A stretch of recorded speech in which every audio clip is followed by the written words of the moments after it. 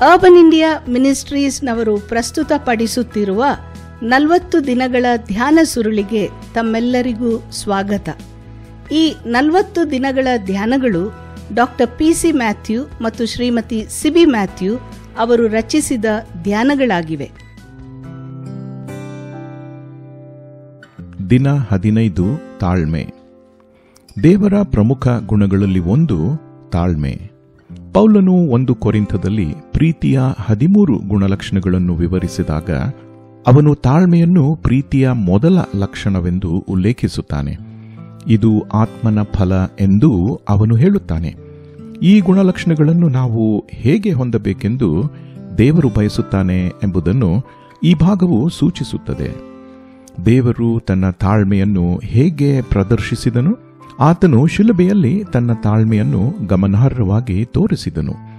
ನಮ್ಮಲ್ಲಿ ಅನೇಕರು ತಾಳ್ಮೆಯನ್ನು ಕಳೆದುಕೊಳ್ಳುತ್ತೇವೆ, ವಿಶೇಷವಾಗಿ ಬಿಕ್ಕಟ್ಟಿನಲ್ಲಿ ಇರುವಾಗ. ನಾವು ಅವಮಾನಿಸಲ್ಪಟ್ಟಾಗ ಅಥವಾ ನೋಯಿಸಲ್ಪಟ್ಟಾಗ ಅದನ್ನು ಕಳೆದುಕೊಳ್ಳುತ್ತೇವೆ. ನಂತರ ನಾವು ನಮ್ಮ ಶಕ್ತಿ ಮತ್ತು ಪರಾಕ್ರಮವನ್ನು ಪ್ರದರ್ಶಿಸಲು ಹಂಬಲಿಸುತ್ತೇವೆ. ಆಗ ನಮ್ಮಲ್ಲಿರುವ ನಿಜವಾದ ವ್ಯಕ್ತಿ ಹೊರಬರುತ್ತದೆ. ಆದಿಕಾಂಡ ಪುಸ್ತಕದಿಂದ ದೇವರ ತಾಳ್ಮೆಯ ಪ್ರದರ್ಶನದ ಆರಂಭವನ್ನು ನೋಡುತ್ತೇವೆ. ಆತನು ಎಲ್ಲಾ ತಲೆಮಾರುಗಳ ಮೂಲಕ ನಮ್ಮ ಅವಿಧೇಯತೆಯ ನೋವನ್ನು ಸಹಿಸಿದನು. ಶಿಲುಬೆಯಲ್ಲಿ ಕ್ರಿಸ್ತನ ಶಕ್ತಿ ಮತ್ತು ಅಧಿಕಾರವನ್ನು ತೋರಿಸಲು ಆತನಿಗೆ ಸವಾಲು ಹಾಕಲಾಯಿತು. ಆದರೂ ನಮ್ಮ ರಕ್ಷಣೆಯನ್ನು ಮಾತ್ರ ಗಮನದಲ್ಲಿಟ್ಟುಕೊಂಡು ಆತನು ತಾಳ್ಮೆಯಿಂದ ಎಲ್ಲವನ್ನೂ ಅನುಭವಿಸಿದನು. ಶತ್ರುವು ಆತನನ್ನು ಕೆರಳಿಸಲು ಎಲ್ಲ ಅವಕಾಶಗಳನ್ನು ಬಳಸಿದನು. ಆತನಿಗೆ ದ್ರೋಹ ಮಾಡಿದ ಶಿಷ್ಯ, ಪಿಲಾತ, ಹೆರೋದ, ಸೈನಿಕರು ಮತ್ತು ಸುತ್ತಮುತ್ತಲಿನ ಜನರು ಆತನನ್ನು ಕೆರಳಿಸಿದರು. ಧಾರ್ಮಿಕ ಮುಖಂಡರು ಮತ್ತು ಫರಿಸಾಯರು ಆತನನ್ನು ಕೆರಳಿಸಿದರು. ಆತನು ಬಿಟ್ಟುಕೊಡಲು ಮತ್ತು ಶಿಲುಬೆಯನ್ನು ತಪ್ಪಿಸಲು ಶತ್ರುಗಳಿಂದ ಪ್ರಚೋದಿಸಲ್ಪಟ್ಟನು.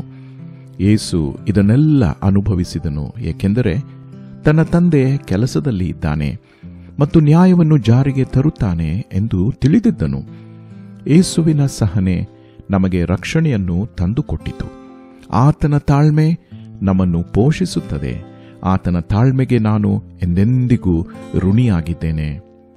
ಈ ಗುಣಲಕ್ಷಣವು ಆತನಂತೆ ಆಗಲು ನಮ್ಮ ಅನ್ವೇಷಣೆಯ ಭಾಗವಾಗಬೇಕು. ಯೇಸು ಅಂತ್ಯವನ್ನು ತಿಳಿದಿದ್ದನು.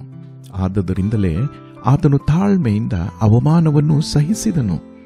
ಅಂತೆಯೇ ನಾವು ನಮ್ಮ ಸ್ಥಿತಿಗತಿಗಳಲ್ಲಿ ಆತನ ನ್ಯಾಯ ಮತ್ತು ಸಮಯವನ್ನು ಅವಲಂಬಿಸಿದಾಗ ನಾವು ಹೆಚ್ಚು ತಾಳ್ಮೆಯಿಂದ ಇರಬಲ್ಲೆವು. ನಾವು ನಮ್ಮ ಗುರಿಯನ್ನು ಕಳೆದುಕೊಂಡಾಗ ಮತ್ತು ಗಾಯಗೊಂಡ ಅಹಂಕಾರಗಳು ನಮ್ಮನ್ನು ಗುಲಾಮರನ್ನಾಗಿ ಮಾಡಲು ಅನುಮತಿಸಿದಾಗ ನಾವು ತಾಳ್ಮೆಯನ್ನು ಕಳೆದುಕೊಳ್ಳುತ್ತೇವೆ. ನಾನೇ ಸರಿ ಎಂದು ಸಾಬೀತುಪಡಿಸಲು ಪ್ರಯತ್ನಿಸಬಹುದು. ನಾವು ಕರ್ತನನ್ನು ಆತುಕೊಳ್ಳದೆ ನಮ್ಮ ಶಕ್ತಿಯನ್ನು ಪ್ರದರ್ಶಿಸಲು ಪ್ರಯತ್ನಿಸಬಹುದು. ನಮ್ಮ ಪರವಾಗಿ ಕೆಲಸ ಮಾಡಲು ದೇವರ ಮೇಲೆ ಆಳವಾದ ಅವಲಂಬನೆಯಿಂದ ತಾಳ್ಮೆ ಬರುತ್ತದೆ.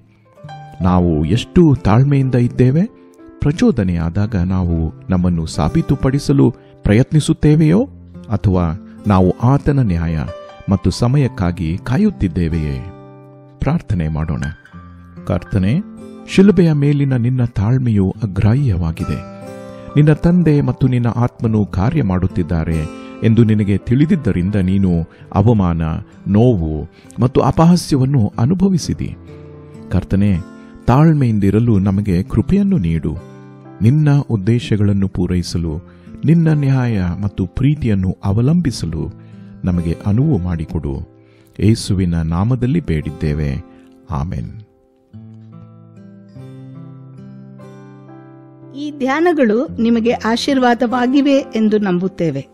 ಇದನ್ನು ನಿಮ್ಮ ಕುಟುಂಬ ಮತ್ತು ಸ್ನೇಹಿತರಿಗೂ ಸಹ ಕಳುಹಿಸಿರಿ.